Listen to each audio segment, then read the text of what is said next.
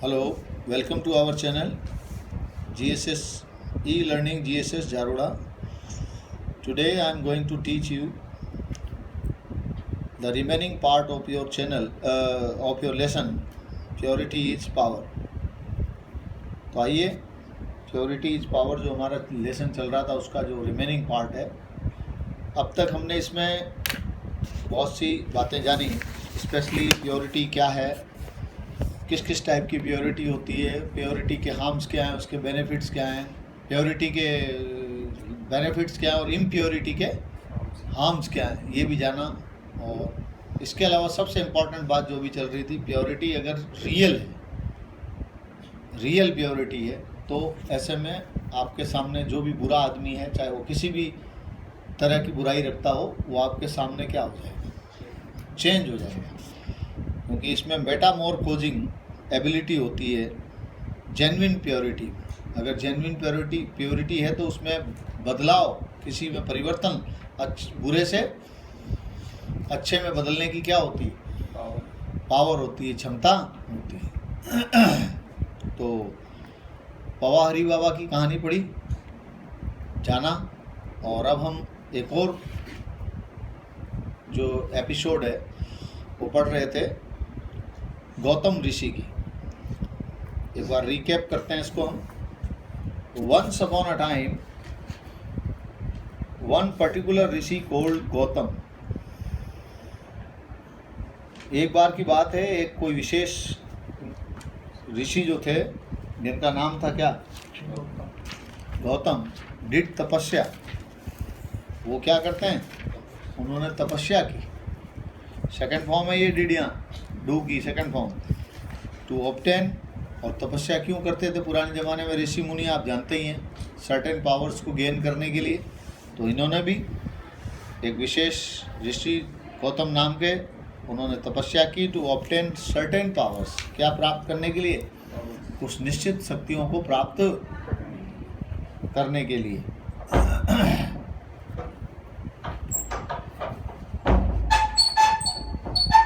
और several days, कई दिनों तक कैसे क्या की, क्या तपस्या उन्होंने, देखो बता रहा उनकी टाइम, वो जो कैसे की थी वो तपस्या का जो स्तर था वो बता रहा है। और several days, month and years he observed rigorous austerities. कई दिनों, महीनों और वर्षों तक उन्होंने क्या किया, रिगरस यानी बहुत ही कठोर, हार्ड, ऑस्टेरिटीज का मतलब होता है सख्ती, है ना, स्ट्रिक्टनेस, उसको फॉलो किया। ऑब्जर्व का मतलब पालन करना, यानी बहुत ही सख्त तपस्या थी उनकी वो, और वो वर्षों तक चली। क्या हुआ था उसमें, क्या करते थे वो, देखो किस तरह से वो रिगरस ऑस्टेरिटीज का वो पालन करते थे। ही डिड नॉट ईट, सबसे पहली बात तो वो क्या नहीं करते थे, कुछ भी खाते नहीं थे। एंड ड्रिंक, और उन्होंने न तो कुछ खाया और न ही पिया, केवल क्या किया, ही stood on a single food, और एक पाँव पर क्या रहे, खड़े रहे। ही कंट्रोल्ड, और इसके अलावा उन्होंने, कैसे थी उनकी ये रिगरस ऑस्टेरिटीज, ये तपस्या इस तरह से थी। एक तो उन्होंने ही डिड नॉट ईट और ड्रिंक, इसके अलावा he stood on a single food, and then he controlled the senses, और फिर उन्होंने अपने सेंसेज को, अपनी इंद्रियों को क्या कर लिया, नियंत्रण में कर लिया। He meditated on the chosen deity, इसके अलावा उनकी जो इष्ट देवी थी उसकी उन्होंने क्या लगाई, ध्यान लगाया, उनकी आराधना की, उनका ध्यान। चोजन डेटी माना इष्ट देवी, यानी जैसे हर किसी की अपनी चुनी हुई इष्ट देवी होती है, देवता होता है ना। मेडिटेट, ध्यान। One day in the morning he went to the river for a holy dip, और एक दिन की बात है, वो सुबह सुबह नदी के किनारे गए होली डिप के लिए, पवित्र डुबकी लगाने के लिए। On the bank of the river, और उस नदी के किनारे, देयर वॉज अ ट्री, क्या था वहाँ, एक पेड़ था। The branches of the tree, और इस पेड़ की जो शाखाएं हैं, were out stretching towards the river, उस नदी की ओर निकली हुई थी, नदी की ओर फैली हुई थी, आउट स्ट्रेच हुई हुई थी। जैसा कि उदाहरण बताया था आपको पिछली बार, ऐसा हम हमारे यहाँ भी देख सकते हैं। तालाब के किनारे कई पेड़ तालाब के किनारे होते हैं, बरगद का हो चाहे नीम का हो चाहे किसी का भी हो, वो उसकी शाखा जो है काफ़ी हद तक किसके ऊपर चली जाती है, हाँ, पानी के ऊपर रहती है। तो वैसे इस नदी के ऊपर उसकी शाखा फैली हुई थी। तभी क्या होता है, what happened then, a crane was seated among the branches, और उसी पेड़ की शाखाओं के बीच में एक क्रेन बैठा हुआ था। क्रेन माने आप जानते ही हैं, सारस। क्यों नाम रखा है इसका क्रेन, इस पक्षी का, कोई बताएगा आप में से? हाँ? क्योंकि इसकी जो गर्दन है, नेक जो है, देखा होगा आपने, वो कैसी होती है, क्रेन की भांति होती है। किसकी तरह? क्रेन देखिए ना आप लोगों ने पहले तो उस क्रेन की तरह होती है, इसलिए that's why it is called crane. A crane was seated among the branches, वहाँ एक सारस जो है उन पेड़ों की शाखाओं के बीच बैठा था। यहाँ तक हमने देखा था, इसको आगे ले रहे हैं। When Gautam was in neck deep water, और जब गौतम क्या थे, ऋषि गौतम जब क्या थे, बोलिए, हाँ, was in neck deep water, यानी देखो अलग अलग है, एंकल डीप, नी डीप है, वेस्ट डीप, नेक डीप। क्या मतलब निकलेगा इसका? इस डीप का मतलब तो होता है गहरा, और उस अंगों का नाम जो है उससे पता चलता है कि कितना गहरा। जैसे मान लीजिए वहाँ पे मैं गया तो मैंने वहाँ देखा बारिश थी ज़बरदस्त से, नी डीप वाटर जो था वहाँ पे था, तो नी डीप का मतलब घुटनों तक। वहीं कह रहा है वो वेस्ट डीप, कमर तक। उसी तरह से नेक डीप, बोलो भाई, गर्दन जितना गहरा पानी। यानी तो जब वो क्या थे, Gautam was in neck deep, जब वो, बोलो, गर्दन, हाँ, जब वो गर्दन तक के पानी लेवल, जो पानी का लेवल गर्दन तक था, उस पानी में जब वो थे, फेसिंग टूवर्ड्स द सन, और किसकी ओर देखते हुए, सूर्य की ओर देखते हुए, विद एन ऑस्टियर माइंड, बिल्कुल कैसे, दिमाग के साथ, शांत दिमाग के साथ जब वो देख रहे थे सन की तरफ, द ड्रॉपिंग्स ऑफ, ध्यान दें यहाँ पर क्या हुआ, जब वो क्या कर रहे थे, अपने ऑस्टियर माइंड से facing towards the sun with an austere mind, तभी क्या होता है, द ड्रॉपिंग्स माने बस दिन बताया तो मैंने आपको, जो बीट होती है, जिसको हम क्षेत्रीय भाषा में क्या कहते हैं, बीट कहते हैं, यानी उसका जो मल है, किसका, पक्षी का, वो क्रेन का, फेल ऑन हिज हेड, कहाँ गिर जाता है, उनके सिर पर गिर जाता है। ही फेल डिस्टर्ब। तो पढ़ क्या रहे हैं यहाँ पर, हम जान रहे हैं आप, तपस्या में अगर दिखावा है, अहंकार है, या किसी भी प्रकार की प्योरिटी में अगर क्या आ जाए, शो ऑफ आ जाए, किसी तरह की एरोगेंस आ जाए, एरोगेंस का मतलब अहंकार आ जाए, प्राउड फीलिंग आ जाए, तो फिर वो प्योरिटी प्योर नहीं रहती। वही चीज़ बताना चाह रहे हैं।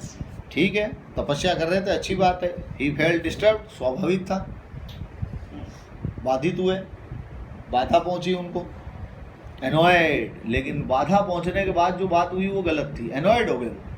एनॉयड का मतलब जानते हैं, खिन्न हो जाना, नाराज हो गए। एनॉयड माने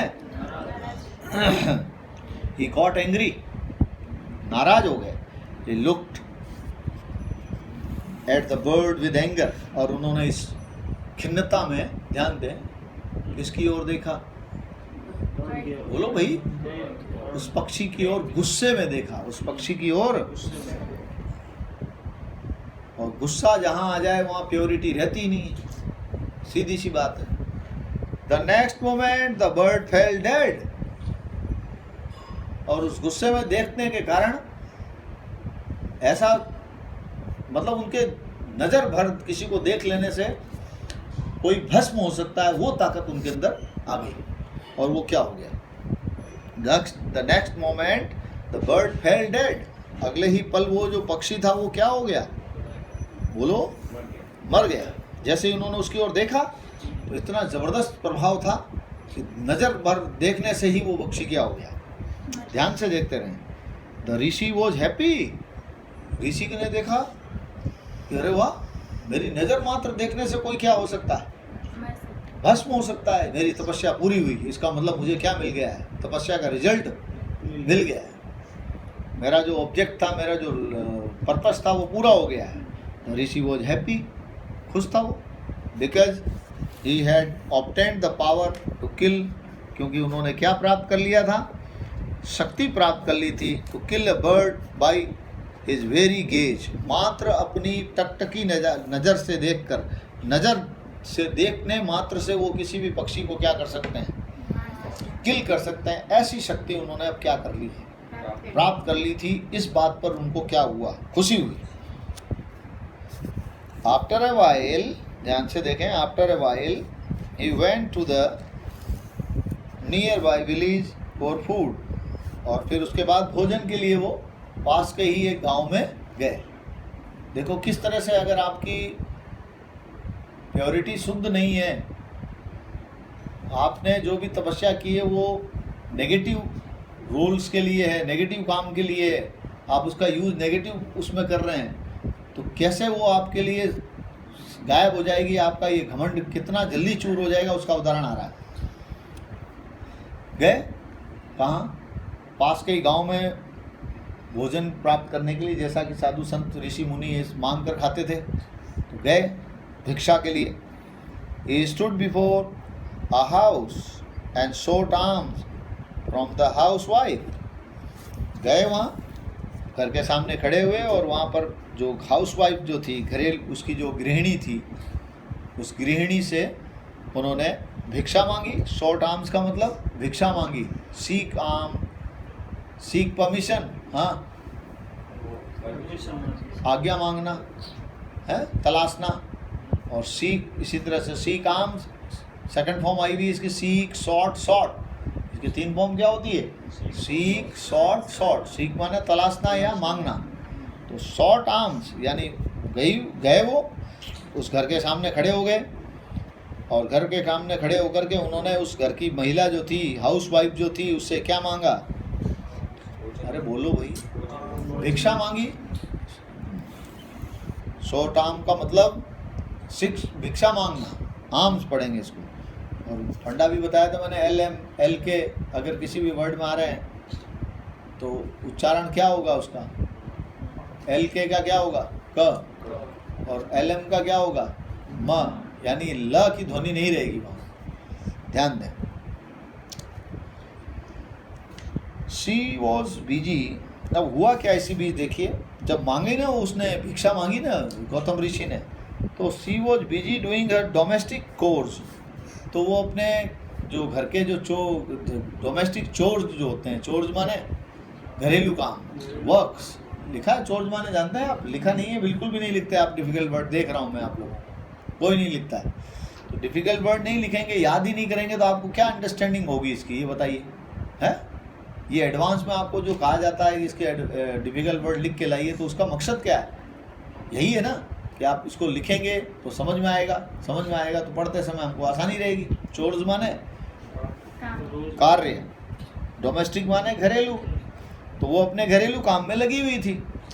Gautama waited for a few minutes, और गौतम ऋषि ने कुछ देर तक क्या किया? इंतज़ार किया। He was annoyed with her for the delay. जब वो नहीं आ पाई, देर हो गई, तो वो उस महिला की देरी के लिए क्या हो गए? For the delay in responding to his call for bhikshas. उन्होंने जो भिक्षा मांगी थी ना, उस भिक्षा के जवाब को न देने के में, जवाब देने में उसके द्वारा जो क्या की गई? डिले की गई। डिले मीन्स देरी। उस पर वो एनॉयड हो गए। क्या हो गए? एनॉयड हो गए। डिले मीन्स देरी इन रिस्पॉन्डिंग, यानी जवाब देने में, टू हिज कॉल फॉर भिक्षा। भिक्षा मांगने की जो काम उन्होंने किया ना, उसके जवाब को देने में उसके द्वारा की गई जो डिले थी, उसके कारण ही एनॉयड, वो क्या हो गए? वो ही वॉज एनॉयड, देरी होने पर वो नाराज हो गए। ठीक, यहाँ तक समझ में आया? फिर क्या हुआ देखिए। द लेडी केम, फिर उसके बाद वो लेडी थोड़ी देर बाद आई।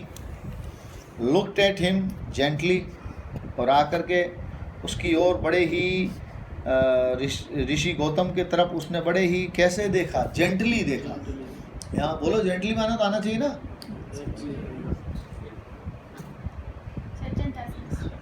हाँ भाई, जेंटलमैन नहीं जानते क्या?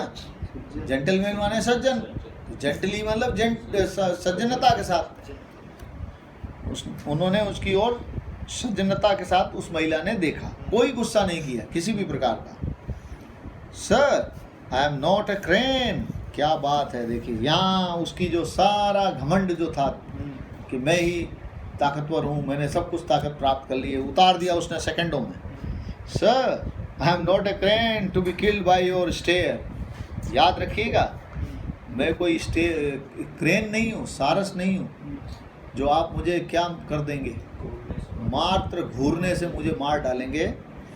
Sorry for the delay. हाँ मुझे पता है मुझे देरी हुई है, तो इसके लिए मैं आपसे क्षमा प्रार्थी हूँ, मैं क्षमा चाहती हूँ। लेकिन याद रखिएगा, आप ये मत समझना कि आप मुझे भी क्या कर दोगे, भस्म कर दोगे। किसकी भांति? I was saving. अब मैं क्या कर रही थी सुने आप। I was serving my husband. मैं मेरे पति की सेवा कर रही थी। And feeding my children. और मेरे बच्चों को भोजन करा रही थी। इसलिए मुझे आने में क्या, प्लीज एक्सेप्ट द फूड।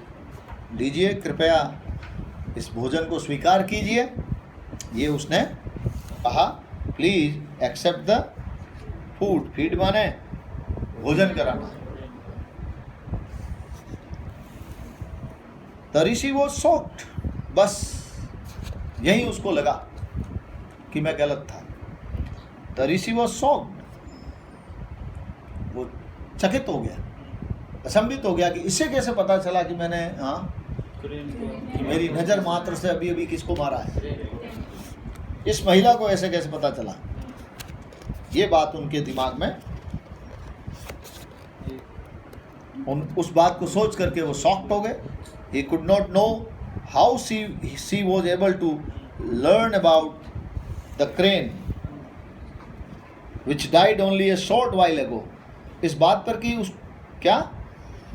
किस प्रकार इस महिला को, वो ये नहीं जान पाए कि किस तरह ये महिला जो है ये जानने में समर्थ हो गई कि the crane which died only a short while ago, कि अभी अभी थोड़ी देर पहले ही एक क्रेन जो है वो क्या हुआ है, मरा है। उसके बारे में इसने कैसे जान लिया इस बात को, वो बिल्कुल भी समझ नहीं। यानी कुल मिला के उसके इस ज़बरदस्त पावर को वो समझ कि भाई इस महिला को इतना ज्ञान कैसे हुई, मतलब क्या इसको कैसे पता चला कि, जबकि ये तो यहाँ थी। तो उस पर उनको आश्चर्य हुआ। Crane which died only a short while ago, the lady further said। फिर उस महिला ने बाद में कहा, फर्दर माने आगे, फर्दर मीन्स आगे। उस महिला ने आगे कहा, सर डोंट बी सरप्राइज्ड। आपको आश्चर्यचकित होने की आवश्यकता नहीं है। I am a humble housewife. मैं तो एक क्या हूँ, नॉर्मल, हम्बल, विनम्र। हम्बल मीन्स विनम्र। मैं तो एक क्या हूँ, विनम्र, हाँ, तुच्छ सी क्या हूँ, हाउस वाइफ हूँ, छोटी सी, छोटी मोटी क्या हूँ, गृहिणी हूँ। If you want to know, और अगर आपको और कुछ जानना है, मोर अबाउट तपस्या, अपनी तपस्या के बारे में, and the attainment of power, और किसके बारे में, अपनी शक्ति के प्राप्ति के बारे में। अगर आपको अपनी तपस्या के बारे में कि आपने जो तपस्या की है उसका वो क्या है, उसको अगर और जानना है आपको, तो आप एक काम करिए प्लीज़, और अपनी अटेनमेंट ऑफ पावर्स यानी शक्तियों को जो आपने प्राप्त किया है उसको अगर आप जानना चाहते हैं तो प्लीज़ गो, तो जाइए टू ए पर्टिकुलर पर्सन, एक विशेष व्यक्ति के पास, whose address I shall give, जिसका पता मैं आपको क्या करूँगी, दे दूँगी। तो कहने का मतलब यहाँ क्या, तपस्या अगर कोई कर रहा है और उसमें घमंड आ जाए, गुस्सा आ जाए, क्रोध आ जाए, दिखावा आ जाए, तो फिर उस तपस्या का कोई मतलब नहीं। ये चीज़ उसने यहाँ पर कुल मिला के उसके उस घमंड को चकनाचूर कर दिया उसने। वो समझने लगे बस अब मैं तो सब कुछ कर सकता हूँ, मैं किसी को भी बर्बाद कर सकता हूँ। तो ये क्या आ गई, नेगेटिविटी आ गई है। रियल तपस्या नहीं थी ये। जैसे रियल प्योरिटी जो है वो बदलने की क्षमता रखती है, किसी को चेंज लाने की, किसी को बदलने की क्षमता रखती है। अगर वो रियल नहीं है, दिखावा है, तो उसका कोई प्रभाव, उसका विपरीत प्रभाव पड़ेगा। जैसे वो चोर बाबा हरि बाबा अगर मान लीजिए दिखावे की प्योरिटी होती है उनके अंदर, तो उनको मुक्का मारता और उनका वो 2 वेसल्स जो लेके आए थे वो भी लेकर भाग जाता। उस तरह का परिवर्तन नहीं हो पाता जैसा हुआ, क्योंकि वो तो पॉसिबल कब है, जब रियल प्योरिटी है, जेन्युइन प्योरिटी है। उसी तरह तपस्या अगर सच्ची है तो आपको घमंड नहीं आएगा, क्रोध नहीं आएगा। ठीक है, उसने कहा कि ठीक है मैं आपको एक विशेष आदमी का पता देती हूँ, जाइए आपको वहाँ पर जाने पर पता चलेगा और भी ज़्यादा तपस्या के बारे में और अटेनमेंट ऑफ पावर्स के बारे में, कि किस तरह से शक्तियों को प्राप्त किया जाता है और तपस्या क्या होती है, वो चीज़ आपको पता चलेगी। आप तो बस इसमें ही इतराने लग गए हैं, घमंड करने लग गए। चलिए,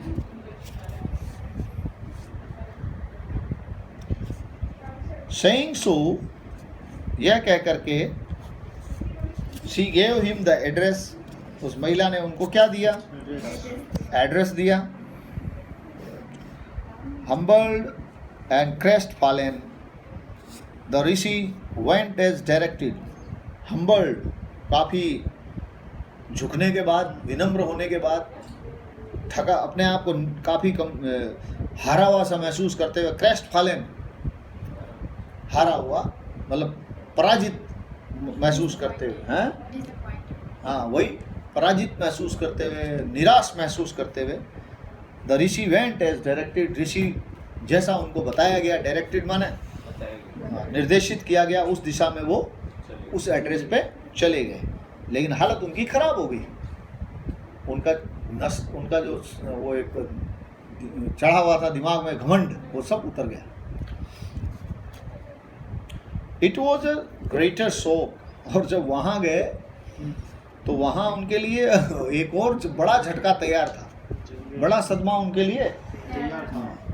it was a greater shock to him to see the particular person. जब वो वहाँ गए तो वहाँ जाकर उनको और बड़ा क्या मिला, हाँ, आश्चर्य का सामना करना, उससे भी ज़्यादा बड़ा आश्चर्य का सामना करना पड़ा। क्या देखते हुए, to see the particular person, to be an ordinary simple man. वहाँ जाकर देखा जिस आदमी का उसने पता बताया था वो कोई खास आदमी नहीं दिख रहा था, वो तो बिल्कुल नॉर्मल आदमी।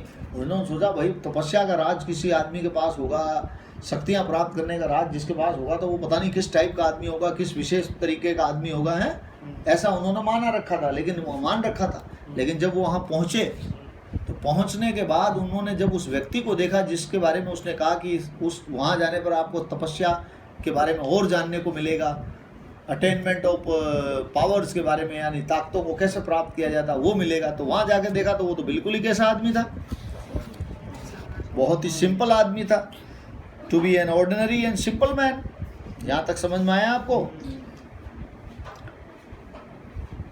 The moment the rishi was seen, the man said, जैसे ही उस छप्पल, उस मोमेंट जब ऋषि को देख लिया गया, किसके द्वारा, उस व्यक्ति द्वारा, उस व्यक्ति द्वारा जब ऋषि को क्या कर लिया गया, देख लिया गया, तो देख करके उस आदमी ने क्या कहा, देखिए, होली सर, पवित्र महात्मा जी, वेलकम, स्वागत है आपका।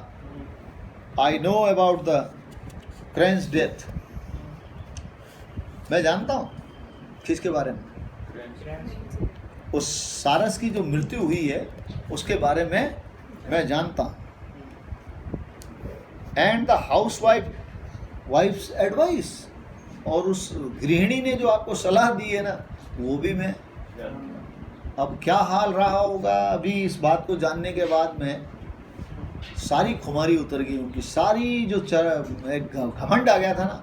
तो कहने का तात्पर्य यहाँ पर है, अगर किसी भी तपस्या या किसी भी इस तरह की त्याग और में दिखावा आ जाए, घमंड आ जाए, एरोगेंस आ जाए, तो उसका कोई महत्व नहीं रहता।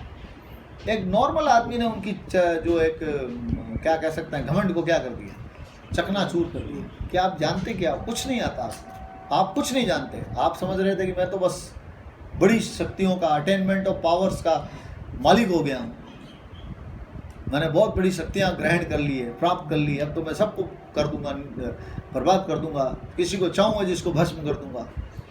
एक छोटे से आदमी ने उनकी सारी जो घमंड था उसको चकनाचूर कर दिया। और पहले ही बता चुका हूँ, प्योरिटी में शो ऑफ आ जाए, तपस्या में दिखावा आ जाए, घमंड आ जाए, तो उसका कोई महत्व नहीं, और उससे प्राप्त की गई जो शक्तियाँ होती है वो बेकार चली जाती है। और फिर नेगेटिव यूज लेने लग जाएं आप अपने पावर्स का, अपने पावर्स का अगर नेगेटिव यूज लेने लग जाएं तो फिर तो वो तो आपको बर्बाद कर देगी। वही हुआ।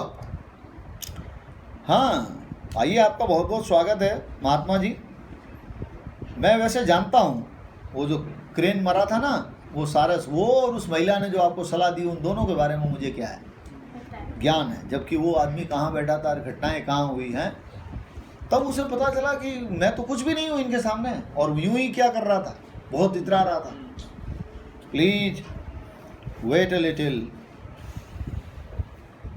थोड़ा इंतजार कीजिए कृपया, and I shall soon take you, और मैं जल्दी ही आपको ले जाऊंगा अपने घर, अपने घर जल्दी ही आपको ले जाऊंगा। Later at home the rishi was surprised, और बाद में जब वो उसको घर लेके गया वो सिंपल मैन, तो ऋषि फिर क्या हो गया, सरप्राइज था to see the man delaying him further. वहाँ ये देख करके कि यहाँ भी वो आदमी उसको क्या कर रहा है, लेट कर रहा है, देरी कर रहा है, जवाब नहीं दे रहा है, अटेंड नहीं कर रहा है। ही वॉज बिजी, एक्चुअली वो व्यक्ति जो है वो देरी क्यों कर रहा था, उसका कारण आ रहा है, he was busily engaged in serving his parents, क्योंकि वो अपने माता पिता की सेवा करने में क्या हुआ था, व्यस्त था, लगा हुआ था। He did not seem to have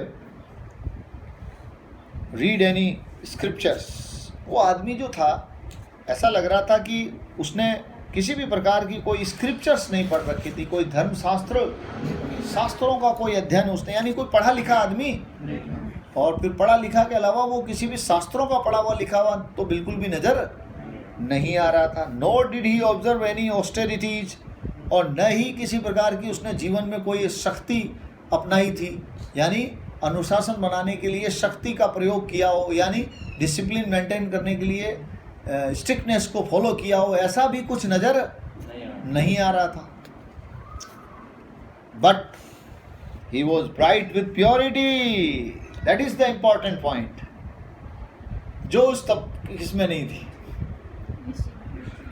Gautam ऋषि में नहीं थी। वो चमक रहा था किससे, ना तो उसके पास कोई स्क्रिप्चर की पढ़ाई थी, स्क्रिप्चर्स मीन्स होली बुक्स, शास्त्र है ना, पवित्र ग्रंथ जो होते हैं, ना तो उसने वो पढ़ रखे थे, ना ही उसने किसी प्रकार की कोई बहुत कठिन जैसे तपस्या की हो, या बहुत बड़ी कोई स्ट्रिक्टनेस को फॉलो किया हो, शक्ति को क्या किया हो, अनुशासन को फॉलो किया हो, ऐसा भी नहीं नजर आ रहा था। लेकिन बट उसके अंदर एक चीज़ थी जो सबसे ज़रूरी है, क्या, प्योरिटी थी उसके अंदर। क्या थी? He was bright with purity, purity of mind थी उसके अंदर। क्या था? प्योरिटी ऑफ माइंड उसके अंदर पाया जाता था इन हिज प्रेजेंस, और यही कारण था कि उसकी उपस्थिति में the rishi was completely transform. और वो ऋषि जो एरोगेंट था, घमंडी था, नेगेटिव तरीके अपने पावर्स को नेगेटिव यूज लेने वाला था, वो बंदा क्या हो गया, उसके सामने क्या हो गया, चेंज हो गया। तो क्या यहाँ एग्जाम्पल से क्या पता चल रहा है? यू एवरीबडी, चाहे वो कैसा हो, हम्बल हो, बिल्कुल ही गरीब हो, सिंपल हो, लेकिन अगर उसके अंदर प्योरिटी है तो he can change anybody, he can change anybody. वो किसी को भी क्या कर सकता है, बदल सकता है, क्योंकि रियल एंड जेन्युइन जो आपकी प्योरिटी होती है, उसकी टेस्टिंग ही क्या है, मेटाफॉर्मोजिंग, उसकी जो एबिलिटी उसी में, बदलने का उसमें क्या पाई जाती है, क्षमता। और बदलने का मतलब यहाँ क्या, बुरे को अच्छे को बुरा नहीं, बुराई से अच्छाई की ओर ले जाने की क्षमता उसमें। तो इस एग्जाम्पल से आपको पता चला कि घमंड तो कहीं आना ही नहीं चाहिए, और रियल तपस्या, रियल प्योरिटी प्राप्त करने की कोशिश करनी चाहिए। और रियल प्योरिटी तभी आएगी जब आप रियल काम करेंगे। नहीं समझ में आए, आपकी हर चीज़ रियल हो, दिखावा, छल, धोखा, है, कपट, इस तरह की जो चीटिंग, इस तरह की चीज़ों के साथ अगर कोई आदमी शो करना चाहता है किसी को, प्योरिटी को, तो उसकी प्योरिटी टिक नहीं पाएगी, और उसमें श्योरली उसके अंदर कोई पावर नहीं होगी कि वो किसी को क्या कर सके, चेंज कर सके। और नहीं तो आपकी प्योरिटी अच्छी है, आप शुद्ध है एकदम, आप रियली प्योर हो, तो आपकी बात से प्रभावित होकर ही रहेगा कौन, कोई भी ऐसा व्यक्ति जो बुरा है वो उससे प्रभावित होगा, और अच्छा है तो और अच्छे के लिए क्या होगा, प्रेरित होगा। That's the story. अभी ये देखा हमने, बहुत इंपॉर्टेंट एपिसोड था, इससे हमको इंस्पायरिंग एपिसोड से काफ़ी मदद मिलेगी हमारे लाइफ में भी, क्योंकि अभी जो दौर चल रहा है इसमें इस तरह की बातों को ऊपर जोर नहीं दिया जाता, रियल चीज़ पर जोर नहीं दिया जाता, क्योंकि ये भाग दौड़ की ज़िंदगी चल रही है, शो ऑफ की लाइफ है, लोग शो ऑफ में लगे हुए हैं। कई लोग करोड़ों रुपए खर्च कर देते हैं, आपको पता है, सिर्फ मात्र क्या करने के लिए, शो ऑफ के चक्कर में, जिसमें रियलिटी कहीं होती ही नहीं, दिखावा मात्र करने के लिए कि मेरे को समाज में दिखाना है, करोड़ों रुपए खर्च कर देते हैं, और किसी गरीब को वो एक छोटी सी स्मॉल हेल्प नहीं दे सकते। तो फिर ऐसे व्यक्तियों को का कोई आगे जाकर कुछ मिलने वाला है नहीं। चलिए, तो वो साधु जो हैं, गौतम ऋषि जो है, कंप्लीटली क्या हो गए, ट्रांसफॉर्म्ड। हिज प्राइड, महत्वपूर्ण चीज आ गई यहाँ पर, हिज प्राइड ऑफ तपस्या डिसअपियर्ड। बस सुधार के लिए ये सबसे जरूरी है। जो भी आप काम कर रहे हैं उसमें अगर घमंड आ जाए तो फिर आपके लिए वो चीज़ काम आने वाली नहीं। और वही हुआ, उनका जो तपस्या का जो घमंड आ गया था ना उनके अंदर, अरे now I can, I can burn anybody, अब मैं किसी को भी क्या कर सकता हूँ, जला सकता हूँ, बर्बाद कर सकता हूँ। वो जो है घमंड तपस्या का, वो अब खत्म। घमंड नहीं होना चाहिए, किसी भी तरह की अचीवमेंट का घमंड नहीं होना चाहिए। तो हिज प्राइड ऑफ तपस्या डिसअपियर्ड, उनकी तपस्या का जो घमंड है वो समाप्त हो गया। ही टर्न्ड मोडेस्ट, और वो बिल्कुल विनम्र हो गए, पोलाइट हो गए। Modest means polite. He became pure, और सबसे इंपॉर्टेंट चीज, वो प्योर बन गए, विदाउट एंगर, जिसमें क्या नहीं था। प्योर आदमी कब बनता है, उसका उदाहरण आ रहा है, जिसमें क्या नहीं हो, एंगर नहीं हो, गुस्सा, इल विल नहीं हो। सबसे महत्वपूर्ण चीज, इल विल भरे पड़े हैं आजकल, हर आदमी सोच रहा है दूसरे का बुरा। उसकी शुरुआत ही सुबह की दूसरों के बुराई के लिए, दूसरों के बुरा सोचने के साथ होती है। तो कहाँ से सुकून मिलेगा इस लाइफ के लोगों को। अभी जो एट प्रेजेंट जो हमारा वर्ल्ड है, हम जिस संसार में रह रहे हैं, वहाँ लोग सुबह उठते ही लोगों की बुराई करना शुरू करते हैं, उसके बारे में बुरे बुरे प्लान बनाते हैं कि उसका कैसे बर्बाद करना, उसको फिर सुकून कहाँ मिलेगा, पीस मिलेगा, पीस ऑफ माइंड मिलेगी क्या? No, not possible. तो आज ही बिकेम प्योर, वो शुद्ध बन गए, विदाउट एंगर, जिसमें कोई क्रोध नहीं था, इल विल नहीं थी। इल विल माने बैड फीलिंग, बैड विश, किसी के बुरा सोचना।